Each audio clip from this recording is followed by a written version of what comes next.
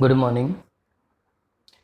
इस चैप्टर में अब तक हमने information of electric charge, quantization of electric charge, Coulomb's law and superposition theorem of electric charge उतना कंप्लीट किया। आज उसी सब इक्वेशन से हम न्यूमेरिकल कंप्लीट करना शुरू करेंगे और इसके लिए दो इक्वेशन याद रखना है। सबसे पहले क्वांटाइजेशन ऑफ इलेक्ट्रिक चार्ज, इसका मतलब Q is equal to n e, and second the electric force between two electric charge F is equal to K Q1 Q2 upon R square.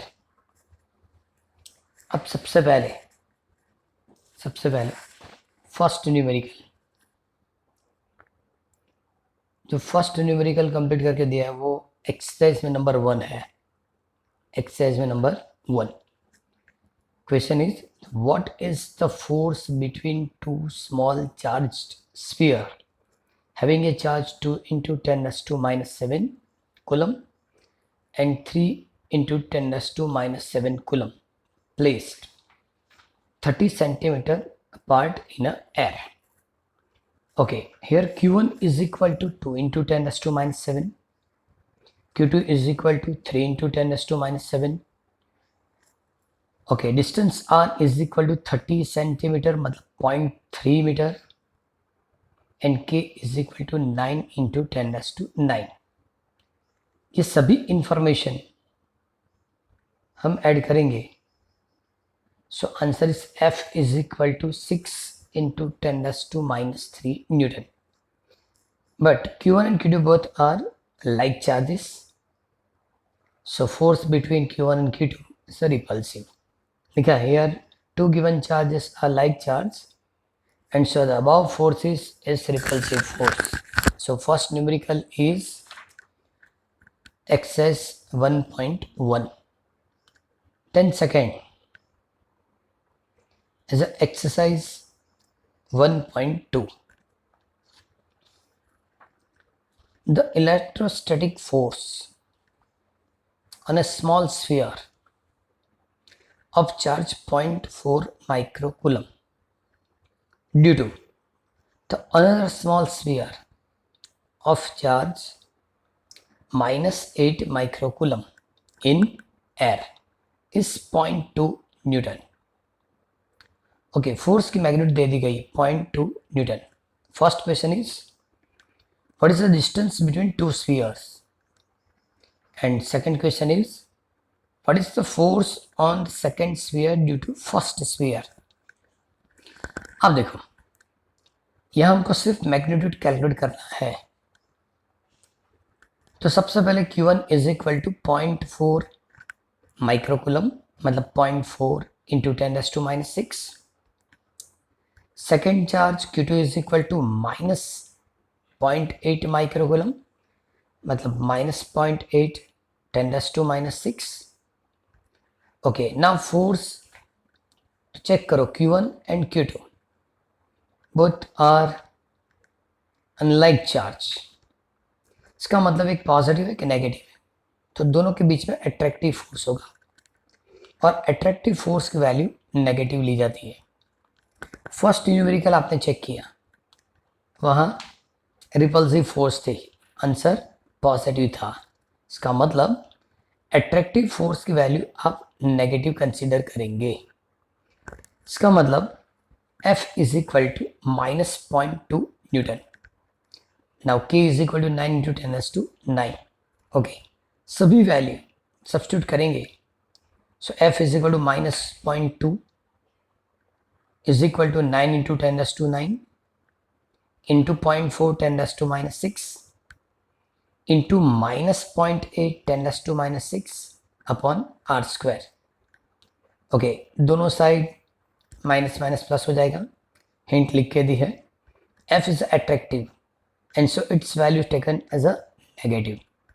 Now R square, so 9 into 10 raised to 9 into 4 into 10 raised to minus 7 into 8 into 10 raised to minus 7 upon 2 into 10 raised to minus 0.2 को इस तरह से split किया गया है।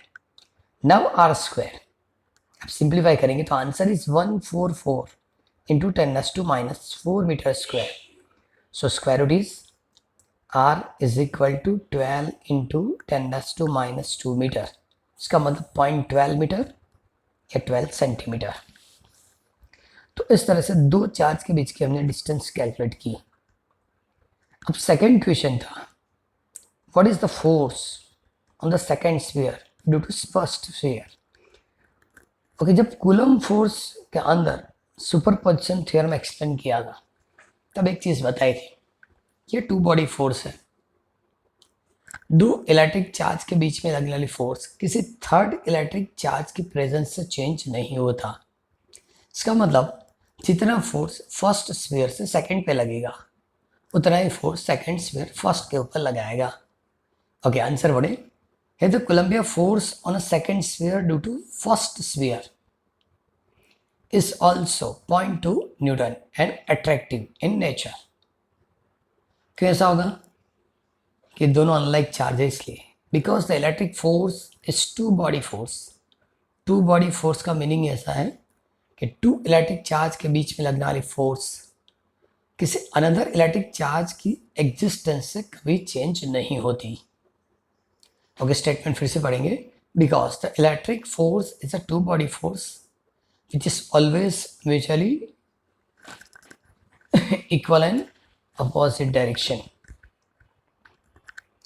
So ये वाली जो न्यूमेरिकल थी वो एक्सरसाइज 1.2 थी.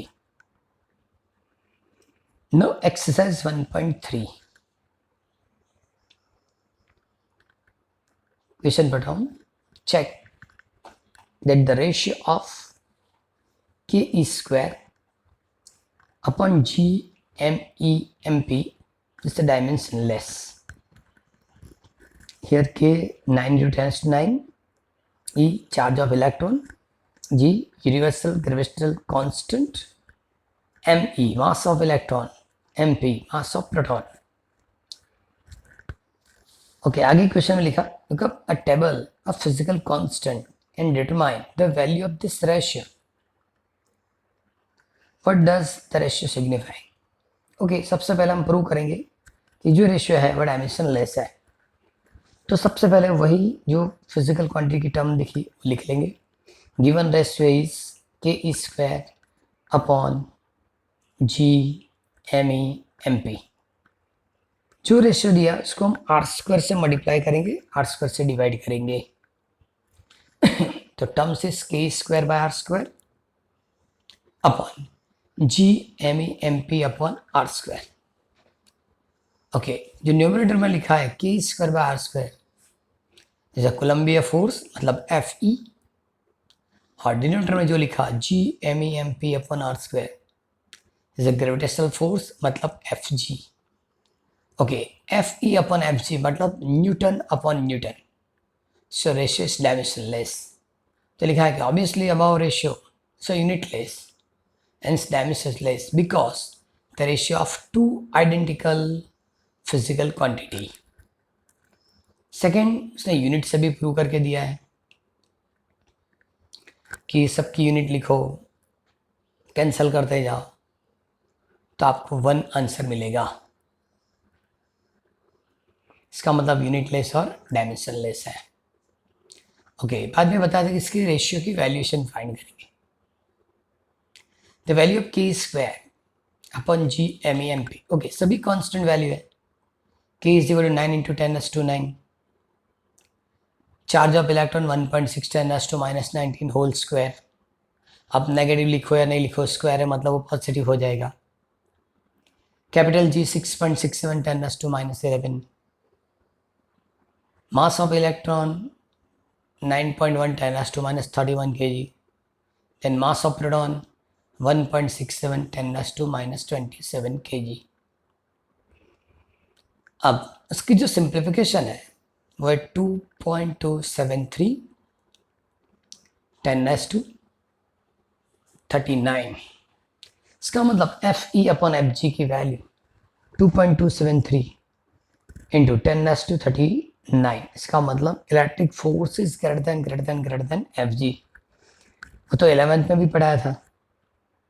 कि ग्रेविटेशनल और इलेक्ट्रिक दोनों फोर्स की जब कंपैरिजन करेंगे तो gravitational is a weaker force. Above result indicate that the given distance between the electron and proton, the magnet of electric force is extremely large as compared to gravitational force.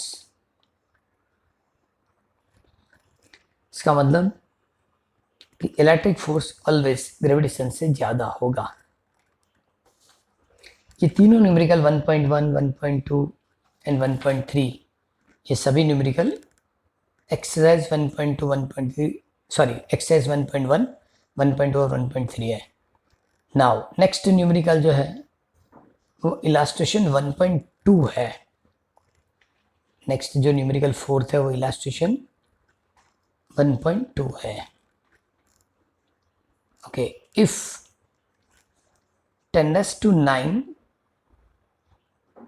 electrons move out या remove of a body to another body every second, so how much time is required to get a total charge of 1 coulomb on other body?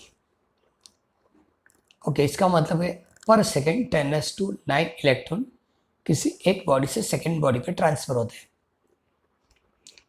तो 1 coulomb positive 1 coulomb charge create करने के लिए कितना time लगेगा?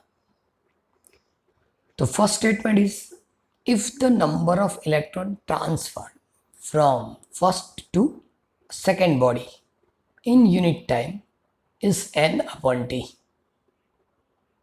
ये rate बताया पर unit time कितने इलेक्ट्रॉन डिफ्यूज होंगे. फिर से, if number of electrons transfer from first body to second body in unit time is n/t. Then total charge transferred in t dash time will be n/t और rate है. 1 coulomb होने की timing suppose t dash है तो electric charge q is equal to n/t. ये पर second change होने वाले इलेक्ट्रॉन है इंटू टी डैश 1 कूलम होने की टोटल टाइमिंग है और into charge of electron. Okay, now magnet of Q is 1, rate of transfer 10⁹ T dash into 1.6 into 10⁻⁻19. हमको वही कैलकुलेट करना है कि कितना टाइम लगेगा. So now t dash is equal to 1/1.6 10⁻⁻10. Okay, -10 ऊपर शिफ्ट कर दो, इसका मतलब +10 हो गया. So 10⁻10 upon 1.6 into 365 into 24 into 3600, ये टोटल ईयर होगा. इसका मतलब t dash is equal to 198.2 year. 198.2 year मतलब सिर्फ 1 कूलम पॉजिटिव चार्ज क्रिएट करने के लिए 200 साल जितने टाइम लगेगा. Okay, now next is a numerical illustration 1.3. Fifth is a numerical of illustration 1.3. How much positive and negative charge how much positive and negative charge is there in a cup of water? अब यह एक confusion है. Cup of water में कितना ml या कितना ग्राम पानी रहता है वो इनको देना चाहिए, लेकिन लिख के नहीं दिया, इसलिए हम 250 ग्राम या 250 ml कंसिडर करेंगे. अब आंसर की फर्स्ट स्टेटमेंट पढ़ो. The mass of water in a cup can be taken approximately 250 ग्राम. अब ये चीज़ स्टेटमेंट लिख के देना चाहिए, लेकिन उन लोगों ने नहीं दिया। हम ऑलवेज इसमें 250 ग्राम कंसीडर करेंगे। Sir mass of water in cup can be taken approximately 250 gram. Suppose आप वॉल्यूम 250 ml लेंगे तो भी ग्राम 250 होगा, because the density of water is a 1। Okay, next statement. In 1 molecule of water there are 2 hydrogen atom and 1 oxygen atom.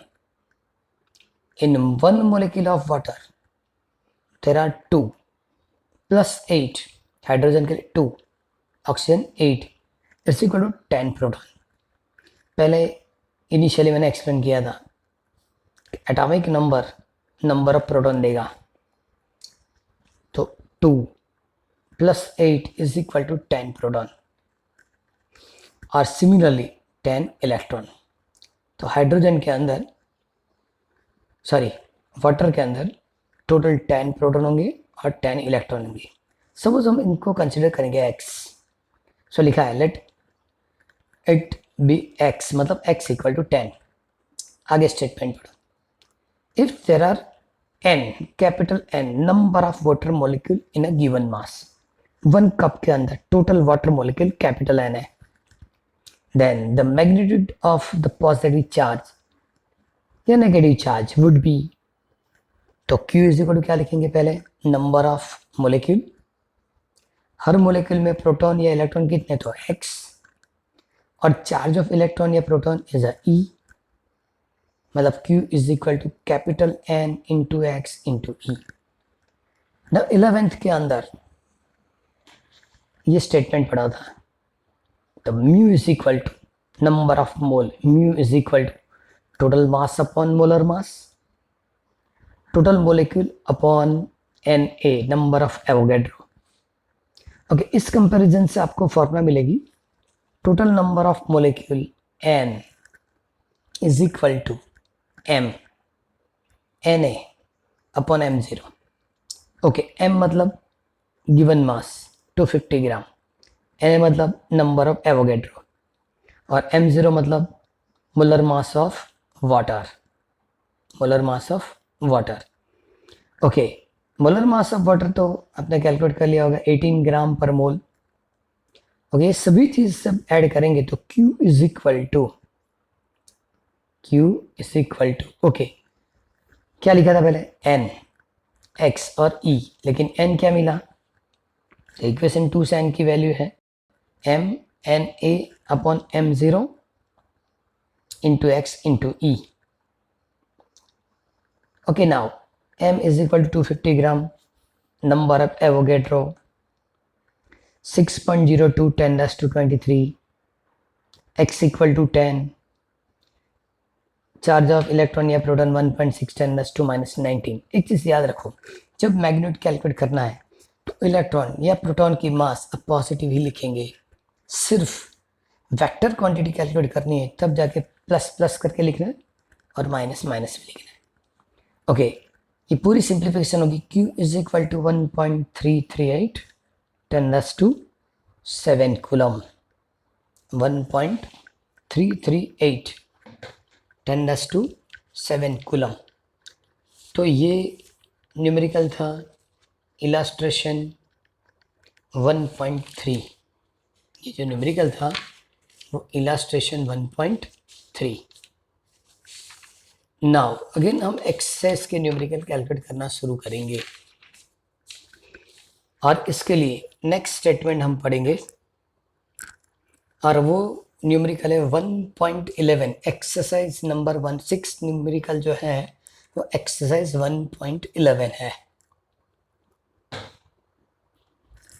Exercise 1.11। The question is a polythene piece rubbed with wool is found to have a negative charge। क्योंकि polythene आप वुल के साथ रब करेंगे तो polythene negative होगा, so negative charge is 3 into 10 raised to minus 7 coulomb. Number 1, estimate the number of electron transferred from which to which। Okay, and second, is there a transfer of mass from wool to polymer, sorry polythene? Okay, सबसे पहले phenomena properly explain करेंगे कि polythene जब वुल के साथ रब किया जाता है तो पॉलीथीन नेगेटिव होता है और वुल पॉजिटिव। इसका मतलब पॉलीथीन इलेक्ट्रॉन एक्सेप्ट करेगा और वुल इलेक्ट्रॉन लॉस करेगा। तो इलेक्ट्रॉन की डिफ्यूजन वुल से पॉलीथीन पे होगी। अब answer, when capital N is a number of electron transfer from wool to polythene, okay, वो उसको नेगेटिव चार्ज देगा। So Q is equal to minus NE। Okay, now N is equal to minus Q upon E। अब देखो यह question में थोड़ी problem है कि क्वेश्चन में 3 इंटू 10⁻⁻7 लिखा है। हम ये 3.2 इंटू 10⁻⁻7 लेंगे। So minus 3.2 10⁻⁻7 upon 1.6 into 10⁻⁻19। So minus minus plus 3.2 divide by 1.6 is 2 into 10⁻12। इसका मतलब the number of electron transfer from wool to polymer या polythene, sorry, number of electron transfer from wool to polythene is capital N, मतलब 2 into 10⁻12, क्योंकि वुल positive होता है और polythene negative बनेगा। इसका मतलब 2 इंटू 10⁻12 इलेक्ट्रॉन वुल से पॉलीथीन पे जाएगा।